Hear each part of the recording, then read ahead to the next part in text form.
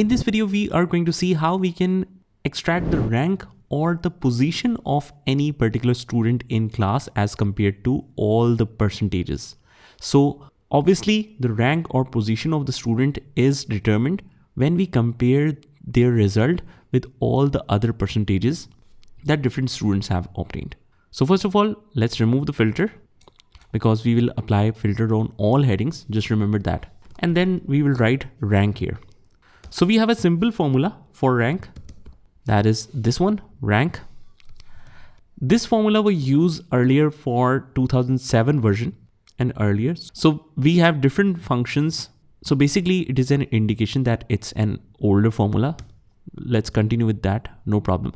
This is the tooltip that is asking which number or percentage do you want to check the rank of. So I want to check this student percentage and extract the rank, comma. Now it's asking for the reference and it's simply asking that with how many students do you want to compare this percentage in order to extract the rank. So I will select all of this range here, all of this range, and then simply hit enter. So his rank in class is 6th.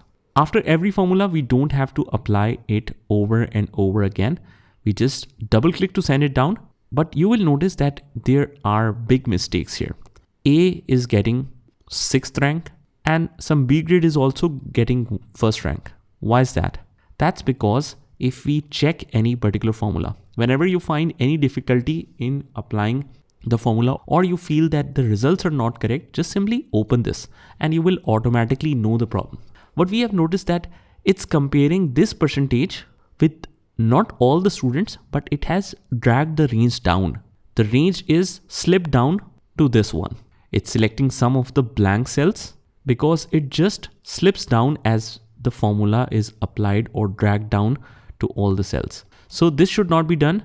Rather, the range should always be intact at this position till that point.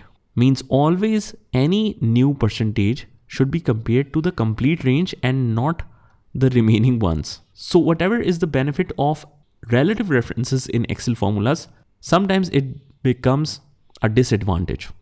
Relative references means that every time you select any cells or range, as you drag down the formula, the ranges and the cells automatically drag down. And that's very beneficial since we don't have to apply the formula over and over again. But when it comes to ranges, you want to fix that. But first of all, what we'll do is just select this complete range and we will simply press F4 key. In some of the keyboards, it's function plus F4. So you will quickly notice that all the dollars are associated with each character with all the columns and row references. This is like the nails in the wall that keeps it static. Just understand that. All the dollars are applied. That means they won't allow the range to be moved now. We don't want to do this for number because we should drag down for each student in order to compare it with the whole range. Now we have always make the changes in the first row. Just remember that whenever you feel that there is some mistake, you don't make the change here, you make the change in the first cell. And after that, just double click to send it down and you should be able to see the results properly.